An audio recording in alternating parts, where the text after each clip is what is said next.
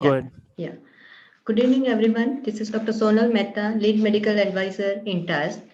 Intas is a science-driven company, and as being a knowledge partner, we at Intas, through this Intas Women Health team, headed by Mr. Satpathy, has organized this webinar. I welcome you all to today's webinar given by eminent faculties Dr. Kaveri Banerjee and Dr. J.B. Sharma. Dr. Kaveri Banerjee will be speaking on thin endometrium, what is new, and Dr. J.B. Sharma will be speaking on tuberculosis and infertility. First, Dr. Kaveri Banerjee, she is a renowned ART specialist, MD, FRCOG. She is Medical Director, Advanced Fertility and Gynecology Center, New Delhi, Chairperson, Delhi State Chapter ISAR, and Commonwealth Fellow in Reproductive Medicine, London, UK. She has more than 8,000 IVF, ICSI, donor, and surrogacy cases.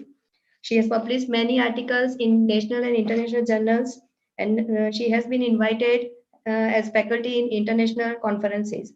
She has, to her credit, many awards. With this, I welcome Dr. Kaveri Banerjee. Over to you, ma'am. Thank you, Dr. Sonal, for the kind introduction. And I thank INTAS and its entire team for putting up this webinar. It's a very important webinar on the endometrium. And all those who practice infertility would know how important it is to set the endometrium right to get our pregnancies. So today I am going to share certain slides on endometrium. Where are we today? This will be followed by Dr. J.B. Sharma's talk, much awaited talk on tuberculosis. We know that tuberculosis is very rampant in our country, and there are various dilemmas in the treatment, which I am sure will be handled in today's afternoon. But first, let us see on other aspects of the endometrium, and we will cover what is the definition, the prevalence, the assessment, the causes, and the treatment. Now, whenever we are measuring the endometrium, we measure it, the best way to measure it is with a transvaginal ultrasound with your bladder empty. And we have to measure the outer surface of one lining to the outer surface to the other side without including the myometrium.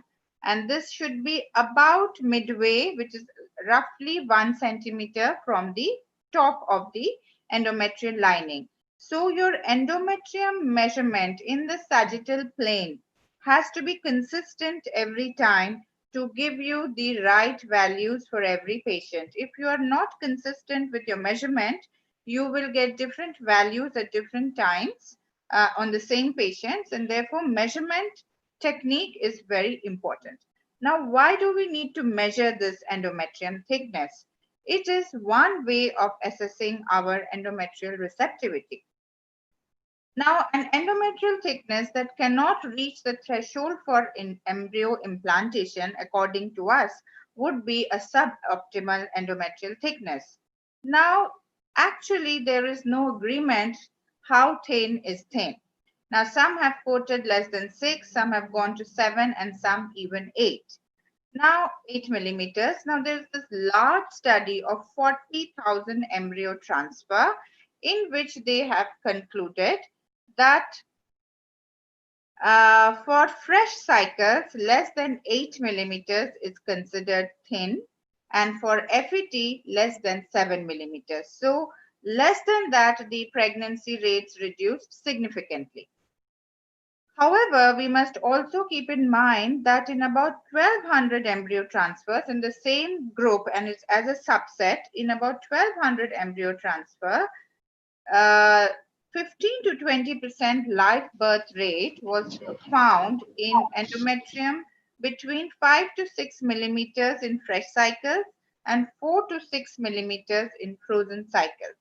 So this is an important message that it's not that if your endometrium is less than 6, there will be no pregnancies at all. So the another important thing to keep in mind is the endometrium after your HCG day. So most of our endometrium studies are based on the thickness is based on the day of HCG, which is supposed to be the thickest, and then it goes into the progesterone changes and gets thicker and luteinized. Now in this study, they have found that after HCG, if you measure your endometrial thickness around the time of, say, IUI or embryo transfer, and if your endometrial thickness reduces by 20% to what it was on the day of HCG, your pregnancy rates can almost half. So this is less than 20% of the HCG day, and this is more than 20%. And you see here it's about 30%, and here it's about 60%. So even not just on the HCG day, but even later on, continuing to see the endometrial thickness gives us an idea of the overall success of this patient. Now, what is the prevalence?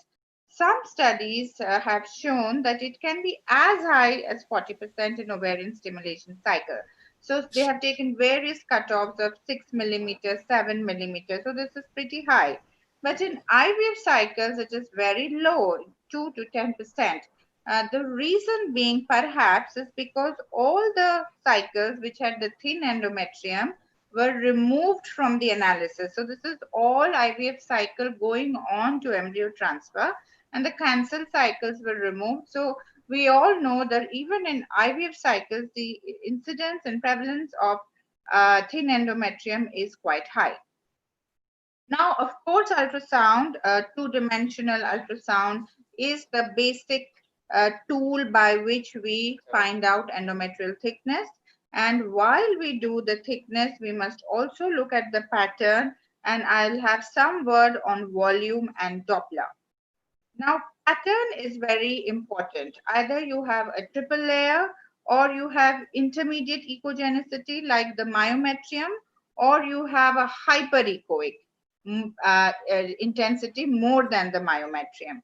So this type of a pattern is the best. I mean, we all know how happy we are to see such an endometrium and how good the pregnancies are going to be in such an endometrium. So endometrium pattern is also a strong indicator of the probability of pregnancy. Trilaminar pattern with ET more than 6 suggests that implantation may not be compromised. So here you note the endometrium is not 8, 9, 10, it is 6. So reasonably thick endometrium with a good pattern is also a strong predictive of pregnancy. Now, volume 3 to 5 cc mid-cycle is optimum for implantation. However, many studies have tried to correlate it with pregnancy but could not find it. Doppler, again, the various zones into which you want to go, whether your blood flow is restricted to the outer layer or just to the endometrium or deep into the endometrium, and that way they have categorize the Doppler blood flow and try to correlate with pregnancy. Some studies have found, but there are no long, robust studies which surely say that Doppler blood flow will indicate pregnancy. So it's not a strong marker yet.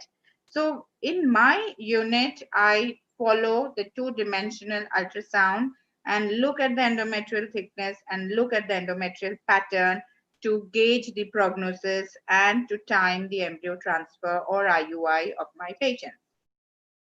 Let us come to causes. What causes this thin endometrium? It could be infection, inflammation. So it could be an acute infection, or it could be a chronic infection where you have destroyed the basal layer of the endometrium. So if it is partial destruction, we have hope. If it is complete destruction, there is not much hope. Now, iatrogenic, sometimes we cause endometrial damage. And how do we do that? By vigorous curettage. We are afraid that we may not let products inside, and we go on curating sometimes. Sometimes when there is a myoma and we shave off the entire endometrium to take out that myoma, rather than giving a small nick and going inside. Using current unwisely, radiotherapy, of course, you cannot help. So these are the iatrogenic causes of thin endometrium. And medical, if a patient has been on long cycles of clomiphene citrate, progesterone therapy, combined contraceptive pill, they will present to you with a thin endometrium. So in your history, before you take your patient to the table, please take these histories, because your entire management of thin endometrium will depend on whether you found the cause or whether it is idiopathic. And we'll come to that later. So for example, if a patient has been having 3 cycles of clomiphene citrate in the previous cycles, and just this cycle she hasn't had, you may find slightly thin endometrium in certain women, not in all. Clomiphene citrate, we all know, does not lead to thin endometrium in all, but in some women, they will find thin endometrium. So it will be wise to stop clomiphene citrate for 1 or 2 cycles and then assess the endometrium again, rather than pumping her with medications that she may actually not need. So this initial screening of your patient is very important. Congenital Mullerian anomalies and premature ovarian failure. So for example, a septate uterus, you will find that on the septal aspect, that side of the endometrium is weak, and we all know that we may not need surgery for septum all the time. They can carry pregnancy. However, septate uterus, uterine anomalies, and ovarian failure, where the estrogen levels are always low in the lady, leads to thin endometrium. So these are causes. So you've got infection, you've got iatrogenic, you've got congenital anomalies, and then you have idiopathic, where you're not able to figure out a disease process. It could result from individual uterine architecture and intrinsic properties of that endometrium. And therefore, interestingly, this study, they have found that in which they have put in euploid embryos and the pregnancy rate, even in thin endometrium, the pregnancy rates were same, and it depended on the endometrium pattern rather than endometrium thickness. This subgroup of patients was when all other causes were ruled out. So you've ruled out infection, you've ruled out clomiphene citrate, you've ruled out DNC, but the patient has a thin endometrium, she's got a good pattern, you've put in euploid embryo, she will get pregnant. So this is important to know, that causal finding is key for your management. Then we come to treatment, and in treatment, it could be surgery, it could be treating infection, hormonal manipulation, improving the blood flow of the endometrium, and the new modalities which we will talk about. So in hysteroscopic adhesiolysis, there's been, of course, primary prevention, gentle curettage is important, and even in myomectomy, we have to be careful, as has been discussed. What is current? It may not be new, but what is current? We had a lot of discussion whether to put in, a loop or a device with taking out the copper. Is it important? Is it good? Or we just give the estrogens? The latest AHGL guidelines do suggest that putting in an inert material after hysteroscopic adhesiolysis and then giving estrogen do improve your overall outcomes as far as endometrial proliferation is concerned post hysteroscopic adhesiolysis. Endometritis, infection. Now, this is so common, yet if you go into the literature, you will find very paucity of data. Case series, very small studies. So how do you treat endometritis? Of course, you will take the symptoms and the signs. Plasma cells are pathognomonic in endometrial biopsy. In the hysteroscopy, you will find hyperemia, micropolyps. Doxycycline for 2 weeks for both partners is a good drug. Ciprofloxacin, metronidazole, ofloxacin, ornidazole are also good combination. Of course, higher up, we can go to ceftriaxone injection if they are not, the PID treatment, which we have all been studying.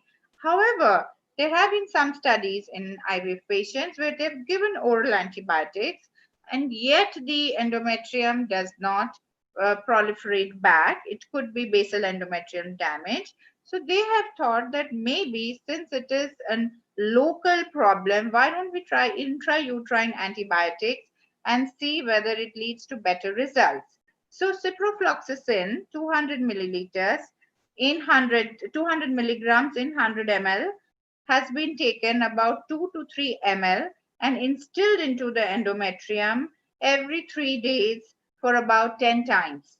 So this took about 1 month, and then they have followed up with endometrial thickness and found good proliferation in certain cases. So intrauterine antibiotics is something that is being tried. Now, genital tuberculosis is a big topic, and today we are very, very happy to have Professor Sharma with us, and we'll wait for his presentation, and then I'm sure we'll have some questions after that. So now we come to hormonal manipulations. You have ruled out, DNC related changes, or you have treated it, yet the endometrium is thin. So what do? We add estrogens. We add external estrogens to build up the endometrial thickness. And you have oral estrogen, vaginal estrogen, and transdermal estrogen. Which is better? We are inundated by these products. Now we know that the vaginal and the transdermal, the first pass effect is bypassed. It leads to high local concentration. It could be equal or better in efficacy. We still don't have any strong consensus on that. Now, oral estradiol that is being used is usually estradiol valerate. And of course, people have been using conjugated equine estradiol, but valerate is the most preferred molecule as far as endometrial preparation is concerned. But we have had other hemihydrate preparations also. Now, oral estradiol and estrogel, if you compare, the oral undergoes first part metabolism. It increases the risk of venous thromboembolism. Bioavailability is less than transdermal, and high dose of oral can cause gastritis and nausea. On the other hand, gel, it avoids the first pass metabolism. It maintains stable serum estradiol level. It reduces the risk of venous thromboembolism, and it avoids other side effects, leads to gastritis and nausea, which the oral does. However, efficacy-wise, thickness-wise, both may be the same. And in India, oral is still slightly less expensive than the gel, and it would depend on your patient preference and their affordability. What we do is when the oral estradiol does not work, we do not get enough thickness, we do try the gel. And we have seen that some patients respond differently to different estrogen preparations, and gel may work better in some patients. And as I was talking about the hemihydrate and the valerate, hemihydrate, most physiological form, and valerate has slight modification. The hemihydrate diffuses through the cell membrane and binds to and subsequently activates the nuclear estrogen receptor. The affinity of estradiol valerate for the estrogen receptor is lower. However, most studies have shown valerate to be as good as hemihydrate. The load on liver may be slightly high, but yet again, there's no consensus. Now, how long do we use these estrogens? Now, you can give it, it's important to know when to start your estrogens. You have to start your estrogen in a down-regulated cycle. Now, does not mean you give GnRH agonist every time. Even if you scan your patient on day 1, day 2, you see a thin endometrium, you see no small follicles popping up, say at 9 millimeters or 10 millimeters, you start your estrogen. The earlier you start your estrogen in the menstrual cycle, the better response you'll get. Starting estrogen on day 4, day 5 may not be as good as starting on day 1, day 2. The reason being, in day 3, day 4, the natural follicle has already started growing, and there may be that you do not bypass the hormonal milieu of that natural cycle.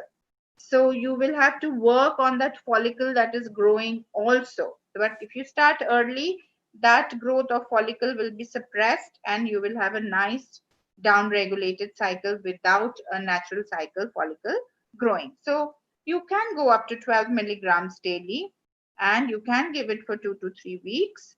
And transdermal one actuation, one pump is equal to 0.75 milligram of oral estradiol valerate.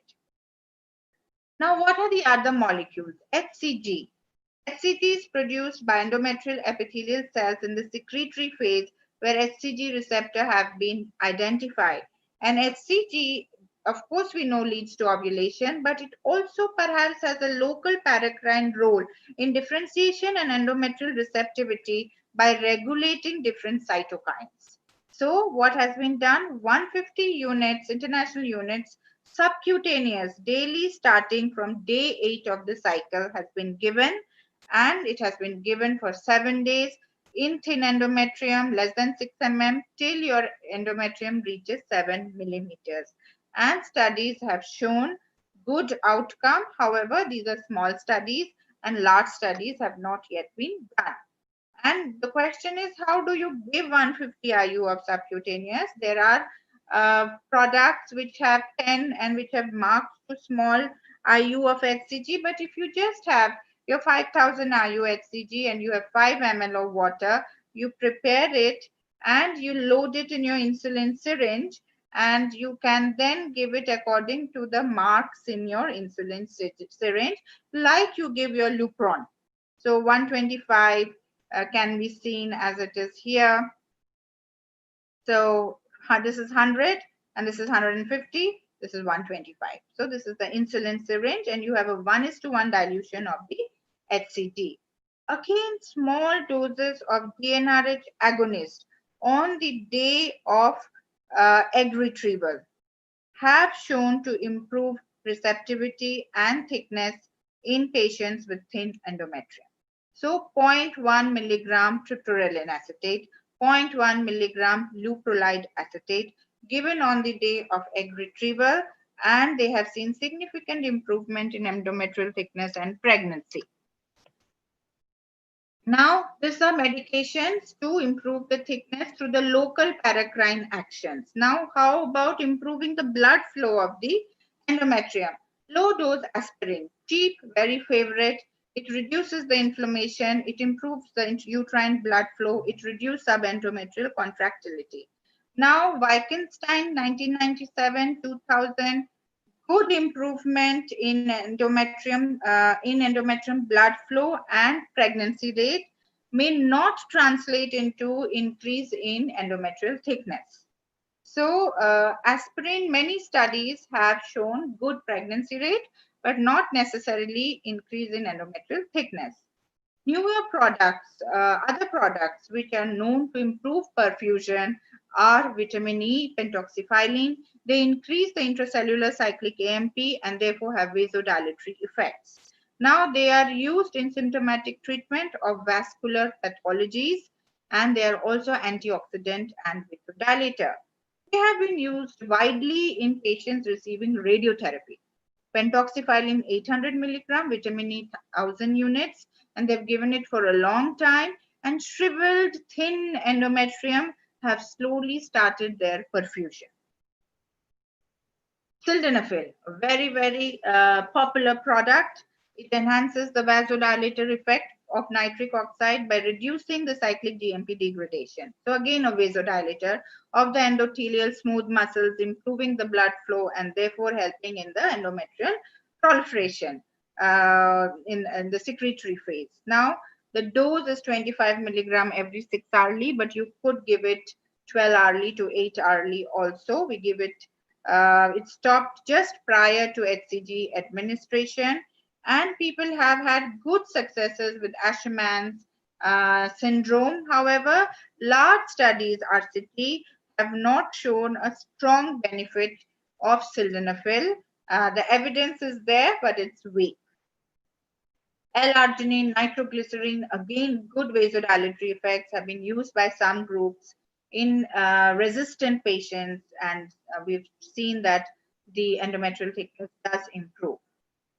So what are the new modalities? And we've heard a lot about, GCSF, PRP, stem cells. Let's go through it a little bit. Now, what is granulocyte colony stimulating factor? It's actually a cytokine, and it increases the endometrial stromal cell decidualization, leading to proliferation and differentiation of the endometrium. Now, how do we administer it? We either give it subcutaneous or we give it intrauterine. It's available as 300 microgram, and you give it on the 10th or 12th day, and then you give it on your HCG day, and you give it on your ectocup day. So 2 to 3 instillations, 48 to 72 hours later.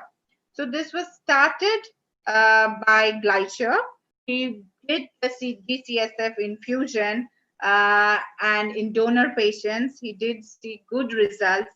But when it was done in large studies, similar increases in pregnancy rate was not found. However, recent studies have started showing that the effect of GCSF on infertile women undergoing IVF treatment, a meta-analysis. So in this, it increased endometrial thickness was detected. This was a meta-analysis of more than 500 patients. And in this review of 2015, again, they did in recurrent miscarriage and implantation failure, they did find that it did improve the pregnancy rate, but again, they said we need larger studies. Subcutaneous administration also led. So in our unit, we thought, well, this is the product people are talking about. We are getting a lot of patients with thin endometrium. We've tried our estrogen, we've tried our sildenafil. Now let's try the GCSF and see whether it works or not. Now, this was the first study in the country to try subcutaneous granulocyte colony stimulating factor. We tried subcutaneous because we thought it is an easier way of application, and it is also GCSF is also known in improving the oocyte quality in some studies. So we thought it'll act on the endometrium also, it may act on the oocyte also. More important than that, it is also an easy way of administration. It does not require an extra procedure of intrauterine admission, and also the recurrent passage into the endometrium at this critical time when the endometrium is developing, we were not very comfortable with. And so we decided that let's go ahead with the subcutaneous way of instillation. And so it was a retrospective study. We had 107 patients, and they ranged from 23 to 40 years for about 6 months. And in group 1, we gave GCSF. In group 2, we did not give GCSF. And in group 1, we had 48 patients. We gave the GCSF on the 10th or 12th day, and we repeated it in 72 hours. They also had estrogen, sildenafil, and aspirin. And in group 2, they only had estrogen, sildenafil, and aspirin without GCSF. And the category target of endometrium that we wanted was 7.5. So in our unit, we did not transfer till the endometrial thickness of at least 7.5 was reached. So in group 1, 4 cases were cancelled because they did not reach 7.5. In group 2, 15 cases were cancelled.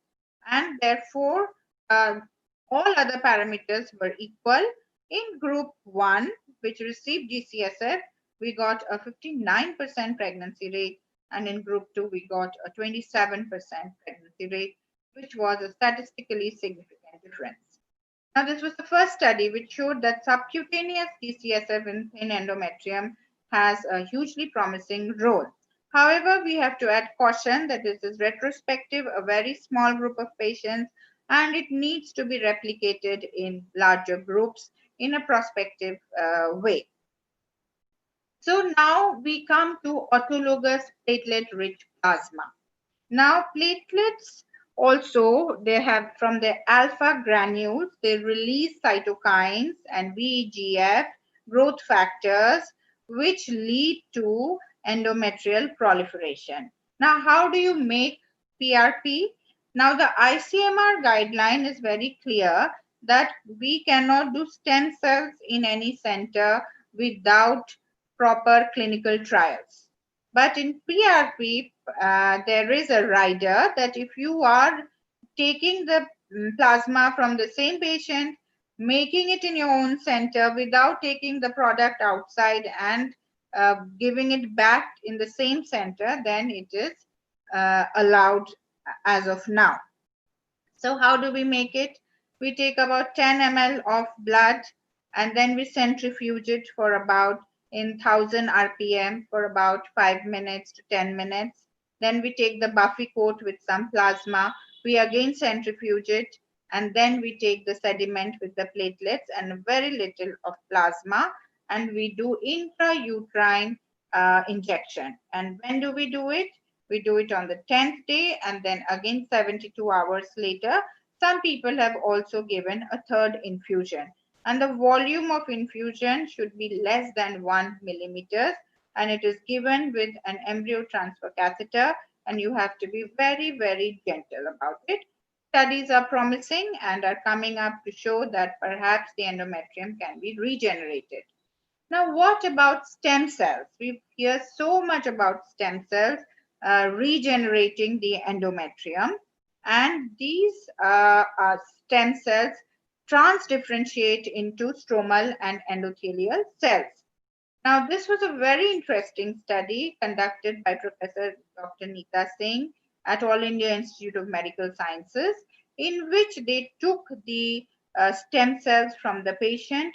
They isolated mononuclear cells, and with this, they created 3 ml of stem cells, concentrated mononuclear cells, and then they checked for the CD34 count cells.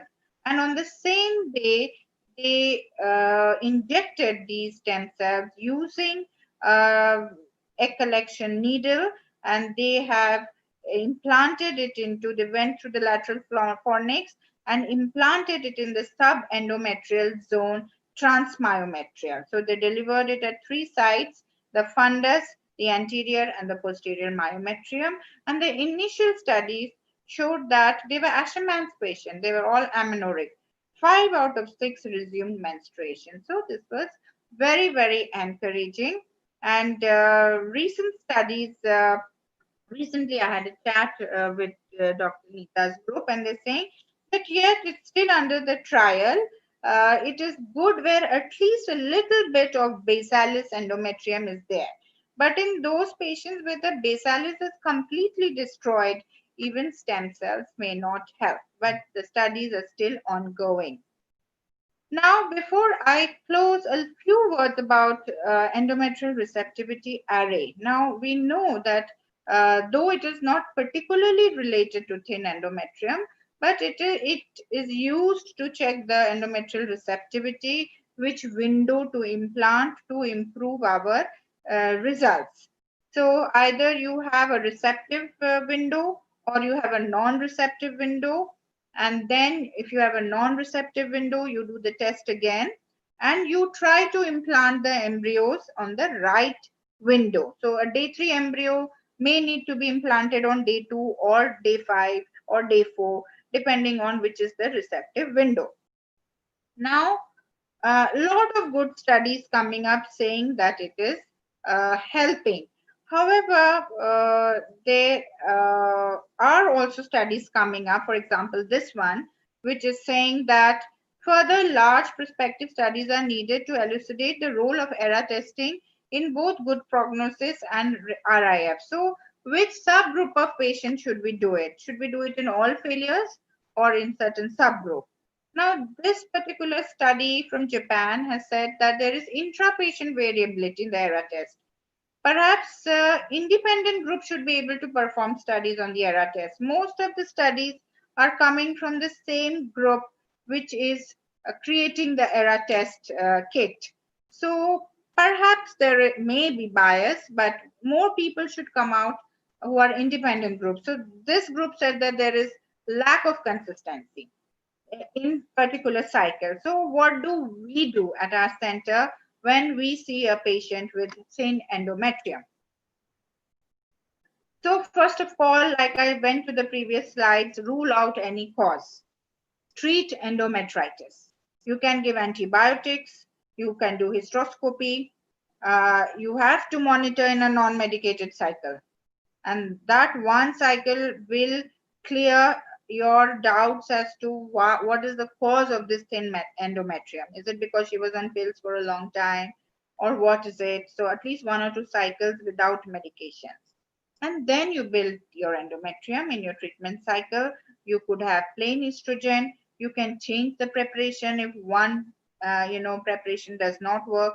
You can even change protocols. Letrozole has been used, low dose HMG has been used.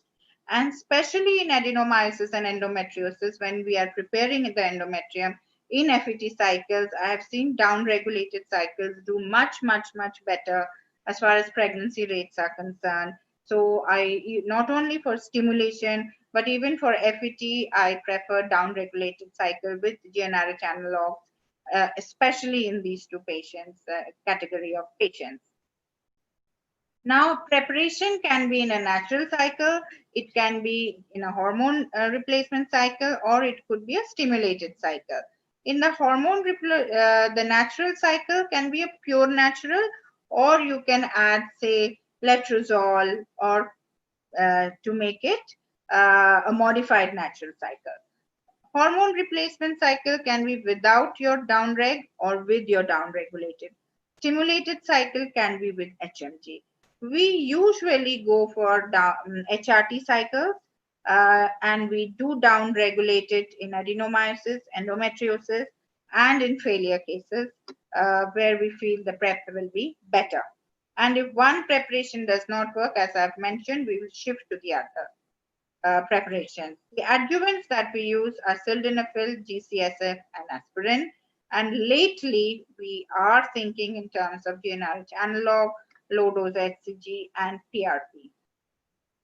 So ensure down regulation. Now, this is very, very critical in your FET cycles, your donor cycles, whichever cycle you're preparing your endometrium, even your stimulation cycle, you're doing your IUI, you should not start your IUI when there is a follicle seen on day 2, day 3. It may be a non-hormonal producing follicle, but that is so very basic and so important for your success. So please do a day 2, day 3 scan before you start any treatment cycle, IUI, IVF, FET, whatever.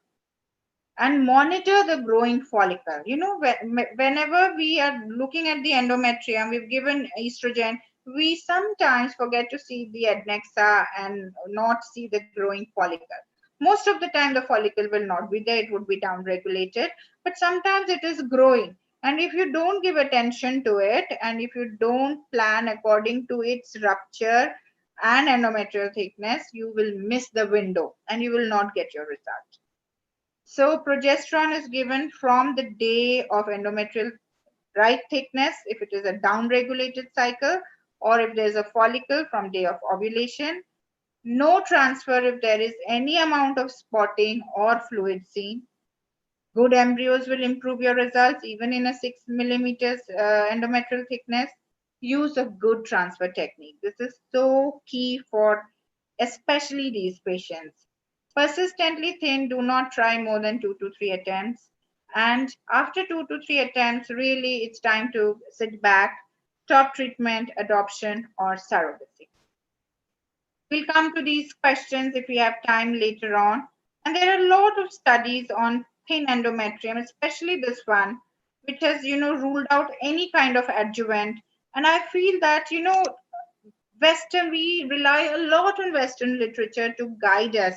But especially now with the Lancet study, with the hydroquinone study, in this, they have just ruled out aspirin to be a good adjuvant. And I feel these studies are not reflective of our population. There is no mention of endometritis.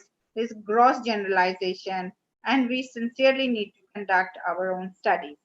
So I'd like to conclude by saying that thin endometrium is a strong marker of poor endometrial receptivity, but not always. Please rule out treatable causes, go stepwise, change protocol if needed, explore vitamin E, pentoxifadine, HCG, PRP, and stem cells should only be used in clinical trial setting. And last but not the least, know where to draw the line. Thank you very much for your patient hearing.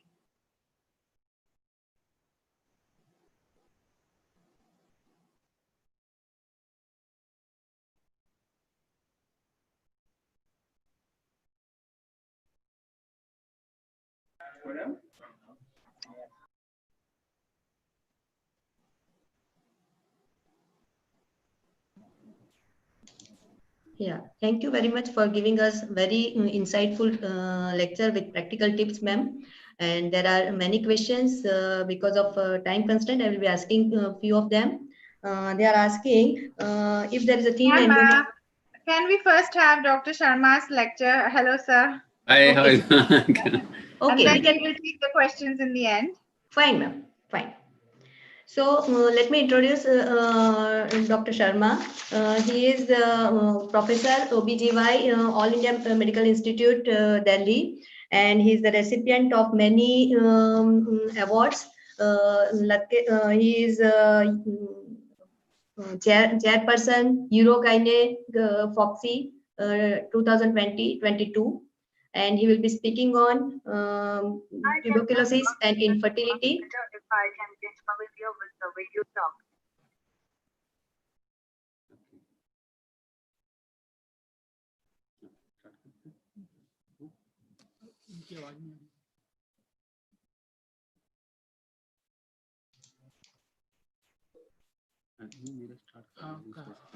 With this, I welcome Dr. Sharma. Am I audible? Achha, sorry. Hello. Am I audible? Yes, sir, you Yes, are audible. sir. Achha, okay. So should I start? Okay. Yes, sir. Thanks a lot, Dr. Sonal Mehta, and I really am thankful to Dr. Kaveri Banerjee for giving me this opportunity to interact with the our colleagues and delegates today. And so we'll be discussing about role of female genital tuberculosis in infertility. And yeah. So we know that tuberculosis is a major global health problem. That I'm talking about of the general tuberculosis, with an estimated 2.2 billion people affected and almost 10.4 million people each year. And but pulmonary tuberculosis remains the most infectious and commonest type of tuberculosis, but extrapulmonary TB is becoming more prevalent. And for us gynecologists, female genital tuberculosis is an important cause of significant morbidity and short and long-term sequelae for the affected woman. So it's a very major cause of infertility in India. And the incidence of infertility varies from 1% in USA to 1.19% in various parts of India. And like at AIIMS, because we deal with patients referred from areas like Bihar and others, so our incidence is almost 16% in case of infertility patients. And in incidence of infertility in FGTB is almost 42%.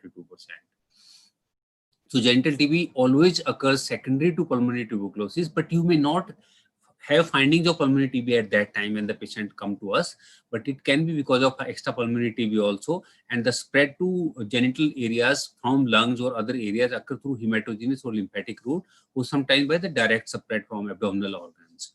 And various genital organs affected are frequency-wise fallopian tubes almost 100%, 90 to 100% cases, endometrium about 50 to 70, 80% cases, ovaries 20 to 30%, cervix 5 to 15%, and vagina and vulva rare 1% cases each. The various symptoms in genital tuberculosis are as follows, but I must warn that almost 10 to 12% patients may be asymptomatic. And so, but otherwise, other patients may not have typical general symptom, but some of them may have fever with night sweats, loss of appetite, weight loss, poor general condition. But quite, significantly, most patients of infertility with genital TB, they tend to be, they tend to be quite healthy actually. And then menstrual dysfunction, initially, initially tuberculosis causes ulcerative lesions on the endometrium. So at that time, patient will have menorrhagia. Sometimes old patient may have postmenopausal bleeding, but later on tuberculosis eats away the endometrium. So patient will have oligomenorrhea, hypomenorrhea, and amenorrhea, which is usually secondary, but rarely can be primary also. And amenorrhea can also be because of involvement of the endometrium blood plus involvement of ovaries, and it can also be because of antigonadotropic effect of the tuberculous toxins. Then infertility is very, very common in genital tuberculosis, and both primary and secondary can happen. And then it can cause mass in abdomen, abdominal pain, chronic pelvic pain, acute abdomen, abdominal gland discharge. So this thing. And similarly, as signs are concerned, so there may be no physical sign in about 10 to 12% cases, but otherwise on systemic examination, there may be mild to moderate grade of fever, lymphadenopathy in lymph node TB, chest crepitation on pulmonary examination. Abdominal examination may show mass abdomen, which can be vague or definite, and there can be ascites, there can be doughy feel of the abdomen. So, I mean, if you compare ovarian, this tuberculosis versus ovarian cancer or other tumor, the ovarian cancer or ovarian cyst will be very definite mass. While in case of tuberculosis, the mass tends to be more of vague, and ascites and doughy feel is there. On vaginal examination, there may be normal finding initially, but they can be uterine enlargement due to pyometra. They can be adnexal masses, induration, tubo-ovarian masses, fullness and tenderness in pouch of Douglas. And quite often, the tenderness may not be because of tuberculosis, it may be because of the secondary infection with the other bacteria. The rare signs can be hypertrophic or ulcerative lesions of cervix, vagina, and vulva. And these conditions can masquerade like cancers, like cervical cancer, vaginal cancer, vulval cancer. So we need to take biopsy, which will confirm the diagnosis. The patient can come with the labial mass, Bartholin swelling. Patient can present sometimes in psychovaginal or rectovaginal fistula. This is very important. I have seen cases of RVF as well as psychovaginal fistula due to tuberculosis. And especially if the lady is unmarried and she had no sexual relationship, and then she develops VVF or RVF, then you must suspect tuberculosis. And I had a case in which we took a biopsy from the fistula site, and it came out to be tuberculosis. And while I was planning to do repair, the fistula healed itself on ATT itself. So don't be in a hurry to repair the fistula. First give ATT, and quite often small fistula may heal of their own. As far as diagnosis is concerned, so there is, the family history or history of anti-tuberculosis therapy in the past is very, very important, and past history of TB or ATT also is very important. And it is significant because quite often our adolescent girls or young women, they tend to look after their elderly parents, grandparents who died of pulmonary tuberculosis or other types of tuberculosis, and then they can catch infection when they are young. So that history must be taken. Then the general physical examination for any lymphadenopathy, any evidence of tuberculosis at any other site in the body like bone, joints, skin, etc. Chest examination, abdominal examination, examination of external genitalia, vulval vaginal tuberculosis, and then cervical examination for any cervical TB, bimanual examination for endometrial fallopian TB, aids in diagnosis of genital TB. So you have to be very careful. I had at least 2 girls. One was with TO masses and unmarried girls. So I was thinking of how to take sample from her. And then on careful examination, I found that her knee had a small sinus from where we took the discharge, and it turned out to be tuberculosis. And when we gave her ATT, her TO mass also disappeared. Another lady had lymph node palpable. When we took the biopsy from the lymph node, it was tuberculosis positive. And along with the treatment of tuberculosis, healed her tubo-ovarian mass also. So please do have a careful examination of these women. You may find evidence of tuberculosis at other sites. Now, as far as investigations are concerned, general investigation can be done like complete blood count, raised DSR, anemia, leukocytosis, lymphocytosis. But let me tell you, these are not very specific, but you should do them, but they can't diagnose tuberculosis or rule out tuberculosis for certain. X-ray test is important to confirm or exclude respiratory tuberculosis, but quite often, almost 80-90% time, the X-ray test is normal. But you may get old healed lesions of tuberculosis or mediastinal lymphadenitis sometimes. Then Mantoux test, has limited utility, but if you have a positive reaction of more than 10 millimeter, it may go a little bit in favor of tuberculosis, but not diagnostic. Serological tests are not done anymore, but you can do IGRA test or this, gamma interferon test. They have some sensitivity. They are equivalent to Mantoux test basically. Then endometrial sampling, biopsy or aspirate, we tend to take with Carman's number 3 or 4 cannula, and you take the specimen in premenstrual phase, day 21 to day 23, and don't mix the blood with it. Take the white specimen of the endometrial biopsy and send. You divide the white specimen into 4 or 5 parts. One part to be sent in normal saline for acid-fast bacilli on microscopy, then on culture, and guinea pig inoculation we are not doing anymore, but one part is done for PCR reaction, polymerase chain reaction, and also for GeneXpert. And then one part is sent in formalin solution for histopathological evidence of epithelioid granuloma. Typical epithelioid granuloma may not be visible because there's not enough time for the endometrium to form after menstrual shedding, but even local lymphocytosis can go to some extent in favor of tuberculosis. So this mycobacterium smear and culture are important from the endometrial sample you do, and you can do LG medium, you can do other Bactec culture, MGIT is very good, you need to do. And PCR, I mean, though very often done by our colleagues from private practice, you detect mycobacterial DNA in both PTB and EPTB, but it has many disadvantages. It can be false positive. If you start treating every patient with positive PCR, I mean, you will be treating probably half of the population. So it tends to tell us more about latent tuberculosis. So, I mean, do we really need to treat them? That is a big question mark. So, but as a general policy, we don't treat patients only on the basis of positive PCR. But yes, it can be a diagnostic modality which can be used to do laparoscopy or hysteroscopy on these patients. So, I mean, like what we do in AMG, if the patient has got AFB microscopy positive, AFB culture positive, GeneXpert positive, or histopath epithelioid granuloma positive, then they're positive for tuberculosis, then we don't do anything else on them. But if they're only positive PCR, then we tend to do laparoscopy, histoscopy on them. And if on lapro or histo we find any findings along with positive PCR, along with infertility, then we tend to take it as a possible case of tuberculosis and we treat it. This is called composite reference standard, in which we combine the various tests to increase the pickup rate of tuberculosis. So this is just a quick result of that various tests which we do. As far as radiological imaging is concerned, in an active case of tuberculosis or suspected case of tuberculosis, we tend to avoid hysterosalpingography because it can flare up of the disease. But it's a otherwise good modality. Many patients actually they are unsuspected, and HSC is done as a part of routine infertility protocol. So it can give us good pictures of tuberculosis. But unfortunately, those patients tend to be very advanced cases. Then, as far as role of other radiological imaging techniques are concerned, like ultrasound, CCT, MRI, PET scan, so they are more useful for tuberculous tubo-ovarian masses, and they may help us in differentiating between ovarian cancer and tuberculous masses. And do them only when you have clinical suspicion of TO mass. And of course, endoscopy. So this is the AFB microscopy showing red colored tubercle bacilli on endometrial aspirate in the case of GTP, but unfortunately, we don't get such picture very often. And this is the GeneXpert machine. GeneXpert is available in whole of country now, and you can take the help of local dot center. They can do it free of cost for you.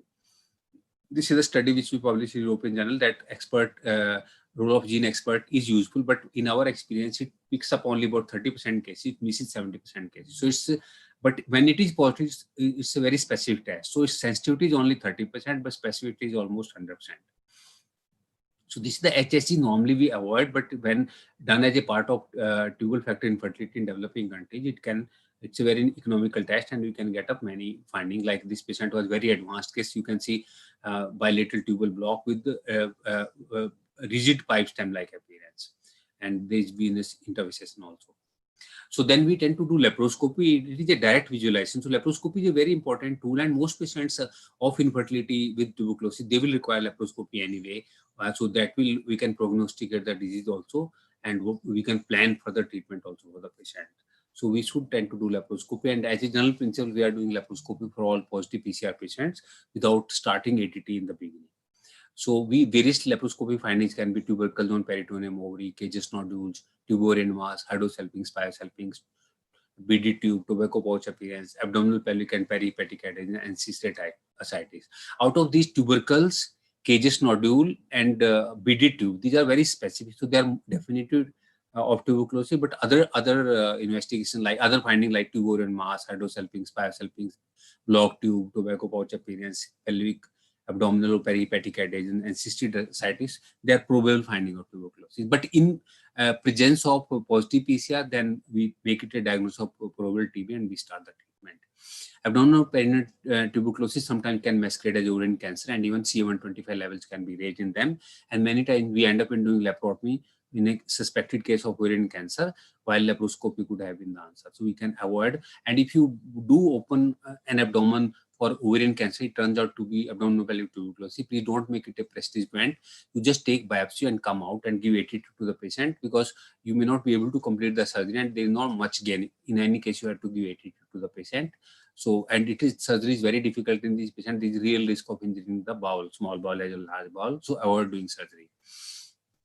So this is another study which we published. In this, we could find various findings like tubercles on peritoneum, tubular masses, cages nodule, encephalitis, pelvic adhesion, hydrosalpinx, biosalpinx, BD2, tobacco pouch appearance, inability to see tube due to adhesions. So these are the various findings. You can say there is hydrosalpinx, congestive fallopian tube, and tubercles. Again, cages nodule, you can say shaggy areas, and obliterated pouch of Douglas. And various types of adhesions are very common. Almost 48% patients have perihepatic adhesions in laparoscopy, and these adhesions are very vascular, and adhesiolysis can increase the risk of bleeding and flare up of the disease. This is the, you can see important cause of adhesion between liver and diaphragm. We can see this perihepatic adhesion in this patient. Again, perihepatic adhesion, and this. You can see the BD tube, and very, like, in this case, calcified tubes are there. Very advanced case of tuberculosis, unfortunately. Again, cages nodule on peritoneum and omentum. Again, hydrosalpinx on the right side. So again, and this hydrosalpinx is not specific for tuberculosis. Similar finding can be there in chlamydia, gonorrhea, mycoplasma also. But positive infertility patient, positive PCR for tuberculosis, and then this finding, then it's a probable case of tuberculosis. We should start the treatment. Again, in this case, you can see it's a very specific. You can see very big tubercle here, and the hydrosalpinx is also there. So this is a very specific case of tuberculosis, and we can start treatment. Again, in this case, there is cages nodule on the right side, and it's very specific for tuberculosis. There is, along with the fallopian tube, also shows some bluish discoloration and distension. Again, hydrosalpinx. Again, hydrosalpinx and frozen pelvis and adhesions. Hydrosalpinx. And in this patient had both tuberculosis and endometriosis. So sometimes normally endometriosis and tuberculosis, they're like, if you diagnose tuberculosis, rule out endometriosis and vice versa.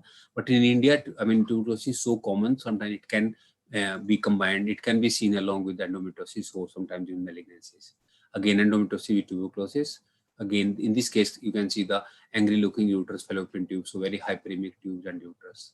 In this case, you can see the shaggy areas and lot of tubercles on the uterus and pouch. And this case, then we have described this hanging gallbladder sign. If you see, perihepatic adhesions are very common. So you can see in the first picture, gallbladder is being lifted up. Second case, it's lifted up more.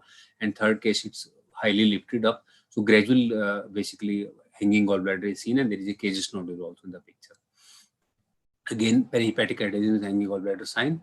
Again, hanging gallbladder sign, perihepatic adhesions, and nodules on the omentum. In this case, we also described, blue python sign. In this case, when we inject dye, basically the tube becomes distended, alternate constriction and dilatation like a blue python. And later on, the tube may become patent also. So delayed spill is there in these patients. And then this is kissing fallopian tube sign. In this case, you can see the cages nodule. So it's a specific case of tuberculosis. So cages material came out on both fallopian tube, and then the two fallopian tube got fused. So kissing fallopian tube, you can say.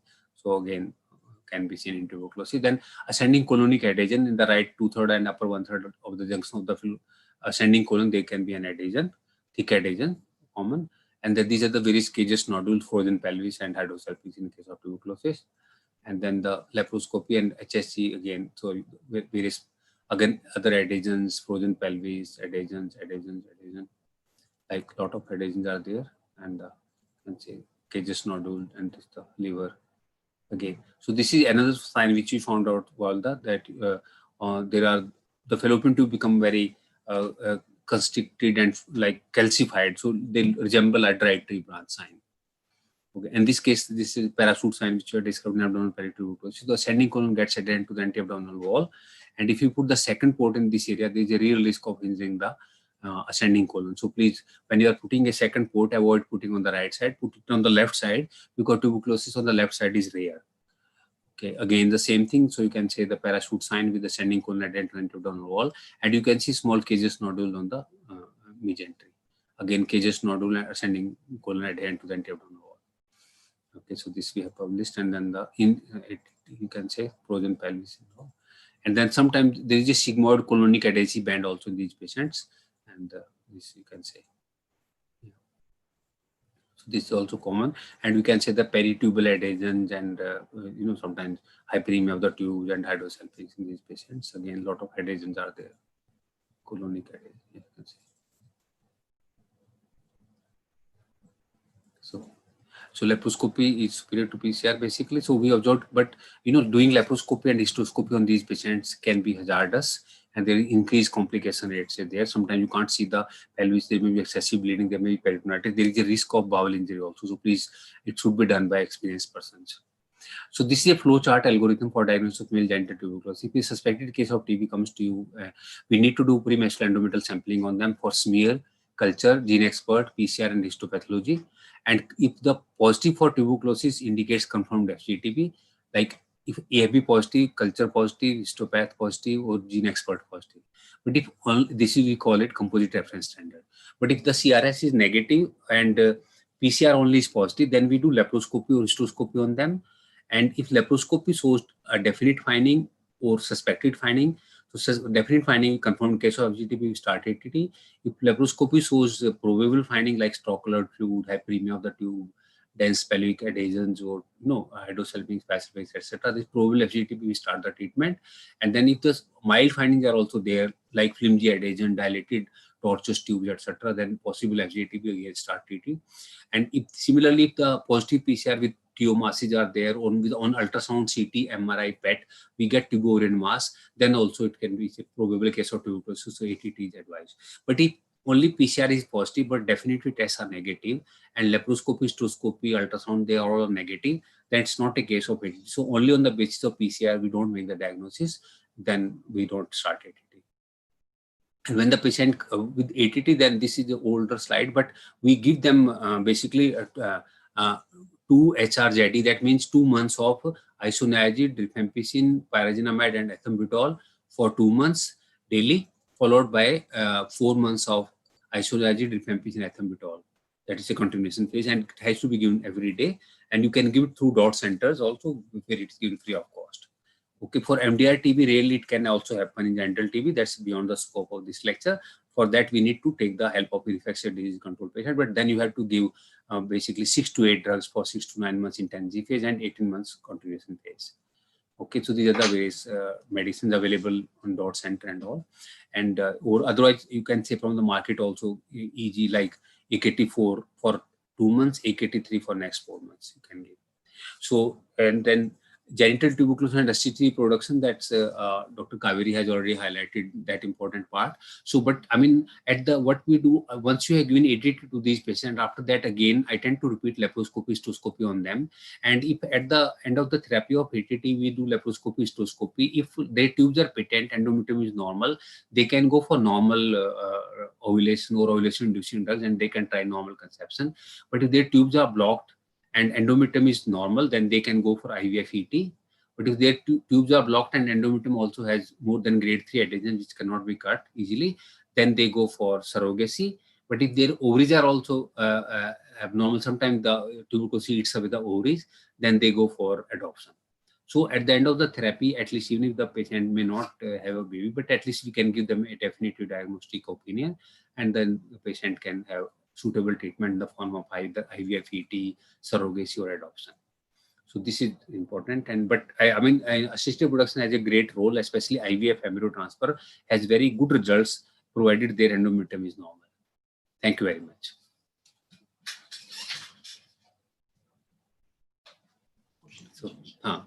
So any question, please? Yeah, thank you, sir, for giving us a very insightful lecture and giving us very nice images and practical tips. There are some questions I'll be asking you. To Dr. Sharma, sir, approach to tubo-ovarian mass abscess reaching up to an anti-abdominal wall. Tubo-ovarian abscess adherent to anti-abdominal wall. Reaching up to means it is almost adherent. That's what. No, is it abscess or mass? They are abscess. Okay, because if there is abscess, then you have to do surgical treatment. But the surgical treatment has to be minimal, because if the problem is if you do laparotomy in these patients, you try to remove the tubes and ovary. That is the ideal treatment if possible, but they tend to be adherent to the bowel. So there is a real risk of injuring the sigmoid colon or small bowel in them. So it's better to just drain that abscess. Correct, And sir. if possible, I mean, then we give them ATT, so drain the abscess, which can be done under ultrasonic control also, and then just give them ATT, and after that, then we can do more definitive surgery. Because if at that time we tend to remove that, I mean, can be done sometimes if the patient is very sick and all you have to do, take the help of surgeon and try to remove that tube and ovary of that side. But it becomes very difficult and risk of injury are there, and you have to give ATT anyway to these patients for 6 months. So as a general principle, whenever I'm doing laparoscopy, histoscopy on them, if I find anything, I don't do any adhesiology at that time. Not even histoscopy adhesiology I don't do. We give them ATT, and after second sitting, then we tend to do the adhesiology and histoscopy adhesiology to avoid flare up of the tuberculosis as well as to avoid injury. Right. Second question again to you. In patients with primary infertility, thin endometrium with a tubal factor but a negative IGRA, gene expert and AFB culture, should we start ATT? No, but everything is anything positive. Negative. If everything is negative, you can't give empirical treatment to these patients. But yes, as Kaveri was saying, if I mean PCR is positive, thin endometrium, so then possibly you can. But at least something should be there. Just only on the basis of thin endometrium, unless you should have some high suspicion. So what my guess is that if you are really clinically, you are strongly suspecting Dr. Kaveri that she has got tuberculosis, all other features, but you are not finding any molecular testing possible, then you do a histoscopy or laparoscopy on them. And on histoscopy, you can show sign that, okay, thin endometrium, pale cavity, and then possibly you can start ATT on that basis. But you have to document some evidence of that. Correct, ma'am. Correct, sir. There is one question to Dr. Kaveri, ma'am. Ma'am, can you please again explain how to make 150 IU of HCG? The HCG is made in a 1:1 dilution. So for example, you have 500 units of HCG and you have 5 ml of water for injection. Then both are mixed and kept in a syringe or a vial. It is to be kept at the fridge temperature. It has to be collected in the dose that we give to the patient has to be titrated in the insulin syringe. So for example, if you have a 1:1 dilution of HCG and then you take about 150 IU on the insulin syringe, which will be equivalent to 150 units of HCG. Correct, ma'am. And second question again to you. What is your experience regarding the outcome in patients with persistently thin endometrium with a good trilaminar character where anatomical causes are ruled out and all the other modalities of treatment have failed? So how do you plan?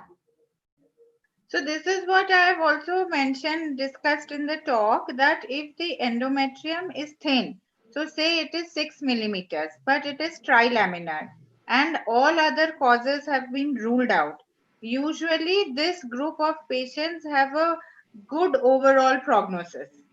So for example, in your ovulation induction cycles, if a good follicle is forming, your endometrium is 6.2, but it is trilaminar, you've taken a good history, you should not stop that cycle. You must proceed and do your IUI or natural contact or IVF if necessary. Right, ma'am. Thank you. And again to Dr. Sharma sir, further to that question of tubo-ovarian abscess, they are asking if on relook at 6 months, if still any evidence of disease, can we extend AKT? Well, actually, we have done studies 6 months versus 9 months. Before that, people were routinely giving 9 months, 1 year treatment to these patients. But what we have observed that whether you give them 6 months or 9 months, the results were equally good or equally bad. Actually, what are we trying to treat, man? If you are trying to, even after the end of the therapy, even if you give 1 year AT to these patients, the fibrosis and all will still be there. So active disease disappear. That is, we have repeated laparoscopy on these patients. So those peri adhesions will persist. Fibrosis will persist, but active disease will disappear. So we have to treat the active disease, not the fibrosis, not the adhesion, which you can never treat, even if you extend the disease. But definitely, like what we tend to do, we repeat the test on them. If you find active tuberculosis again, and then if it is active tuberculosis, it should have responded by now. So then you have to rule out, could it be MDR-TB? We have seen 2 cases of MDR-TB also, FCG-TB. So either you must rule out that number 2, because just giving for another 3 months may not help much actually. But definitely, I mean, you can extend for 3 months. Some patients we do extend. If you like, if they think that, okay, patient has improved by 80%, but 20% is still left there. So 3 months extension can be allowed for 9 months, but not beyond that. Because like even for lymph node tuberculosis, sometimes if you see, they will have persistent lymph node mass, which is fibrotic lymph node, which will remain forever. Even if you give 2 years, it will not, and we are not going to treat that. That is fibrotic lymph node, need not be treated. Similarly, fibrotic tubes and all, they may not be treated. Thank you, sir. And again, they are further asking, can we do drainage through colpotomy? Yeah, you can do if possible. I mean, in fact, that may be a safer option for them. But again, whenever you are doing, make sure the sigmoid column is very much close to them. So under ultrasonic control, they should have good experience of that. They definitely with a fine needle, like, just like you are taking aspirating OM, I mean, through that route. So they can do that also. Yeah, sure. Yeah. Ma'am, there is a question for you. If we encounter thin endometrium during IUI, how do we treat? Means at what time should we supplement estrogen in the same cycle and how? So in an IUI cycle, usually the first ultrasound is done around the 8th to the 10th day. So if at that point we should actually get an endometrium of about 7 millimeters, and it should be going towards the trilaminar zone. So if on the 8th or 9th day we are not getting a good endometrium, say we've got only 6 or 5.8, and the follicle is growing well, then at that point also supplementations of estrogen, sildenafil can be done. However, we have seen that with the next scan, the endometrium improves in many cases. The drawback of starting estrogen too early is that it may downregulate the growth and speed of the follicle also. So yes, you can start estrogen late in an IUI cycle, but more important, that is what you have done in the previous workup of that patient. This is very, very important to be sure. Just adding estrogen in an adhesion, uterus with an adhesion will not help. So have you done a hysteroscopy? Have you done the adhesiolysis? Have you ruled out other causes of thin endometrium? And then you can start with your supplements. We have also added GCSF in IUI cycles with reasonably good results. I would like to add a comment here and ask Professor Sharma that in our previous discussions, we had discussion about when there is tuberculosis PCR positive, then whether we should do laparoscopy or not. So if we could get Professor Sharma on board, then we could have a few questions to him, because many of the doctors are keen to know this. So Sonal, if you could get him on board. Sharma sir?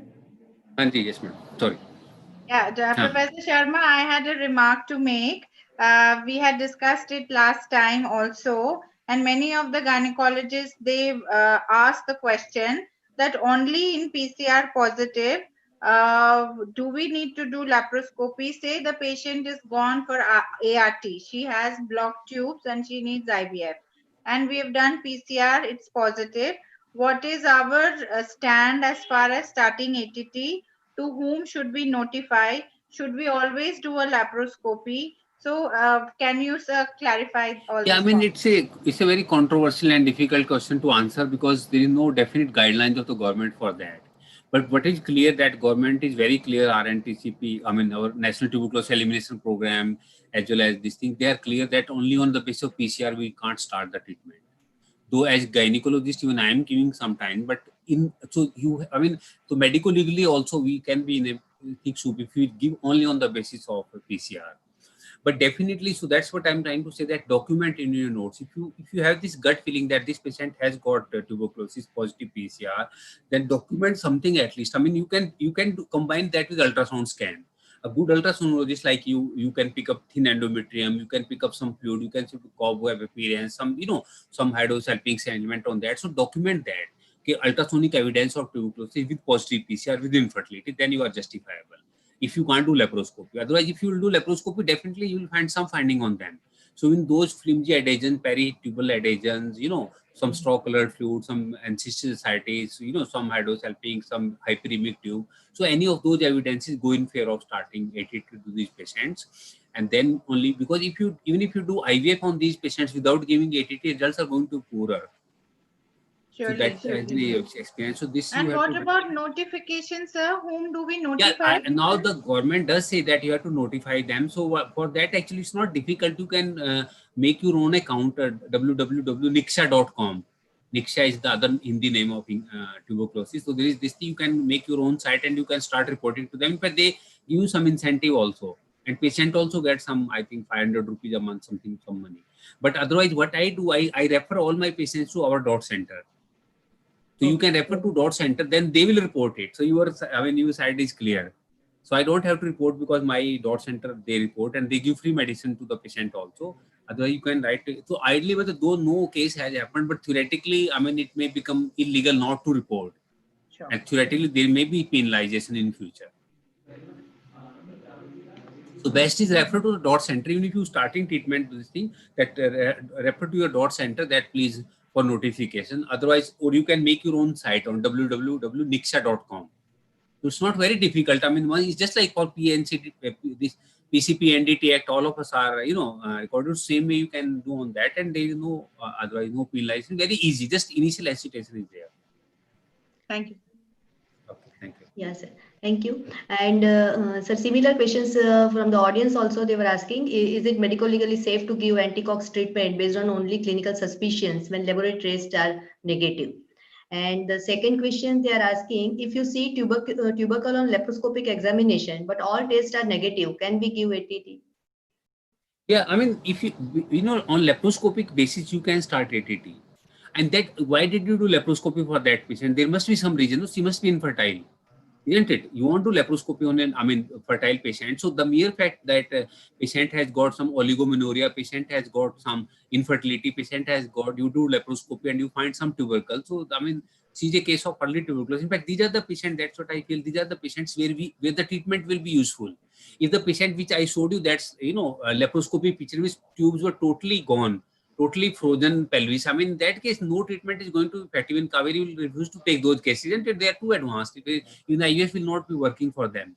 So probably we are missing somewhere. By the time they come to advanced stage, when all tests will be positive, but then for infertility, they are very poor patients. So ideally, we should try to diagnose it in early stage. So there may be some logic in that, like Dr. Sonia Malik and all of you say that even on the basis of PCR, some people treat, and that is what they are treating. They are treating it in the latent phase. Because even Dr. B.N. Chakravarti from Kolkata has proven that latent tuberculosis is important cause of IVF and this implantation failure. So probably that there is a role of there also. So tuberculosis does play a role, but definitely even in medicine and all, sometimes clinically, on clinical basis, anti-tuberculosis therapy can be allowed. That is totally safe, legal. You have to justify that. So what I tend to do, I always do laparoscopy, cystoscopy on them, and then say that, okay, laparoscopic finding of tuberculosis seen, and then I write laparoscopic evidence of tuberculosis seen, the impression genital tuberculosis, advise ATT, 6 months ATT through dot center. So then, and I put my name, signature, nobody can challenge that. And even if the case goes to court, I have got evidence on laparoscopy. Let the judge come and do laparoscopy and see, So basically it's just, but only on the basis of PCR, there have been some case apparently, only on that basis. So do little bit, careful, add something. Maybe laparoscopy, positive PCR with ultrasound finding. If you're a good ultrasoundologist like Kaveri and Malhotra or Dr. Ashok Khurana, they can pick up tuberculosis where many others have missed it, So if you have that in mind, like that, even little bit of fluid, thin endometrium and all that can be picked up early stages of tuberculosis, and then you are justified in starting it. Thank you, sir, and thank you, Dr. Kaveri ma'am, for giving us very insightful lecture and giving us all practical tips and answers to our questions. Our viewers are also thanking you. Thank you. Thank you very much, ma'am. It Thank was a you. great Thank opportunity. you very much. Thank you. ma'am. Thank you, Thank Mr. Satpathy. Thank I you. think we had good number of delegates. We had around close to 650 active participants, and I could see a lot of questions coming from everyone. And I heard through the whole session, and it was quite informative for me also. Thank you so much, Dr. Sama and Kaveri ma'am. Thank you. Thank you. All the best. Thank you.